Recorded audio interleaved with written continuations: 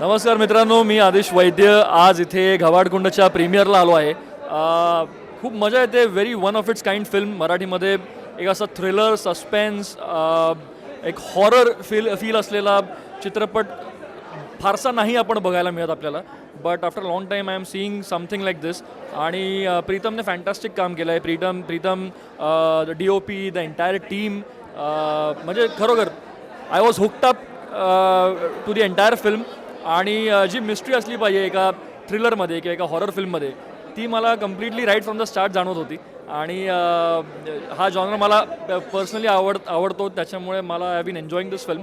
आणि तुम्ही फिल्म बघाल तर तुम्हाला कळेल की this is not an easy film to shoot and direct, पण खूप चांगल्या पद्धतीने तो फिल्मचा फील कुठेही न सोडता ती फिल्म निर्माण केली गेली आहे. त्याच्यामुळे मला असं वाटतं खूप मेहनतीचं काम आहे सगळ्यांचं.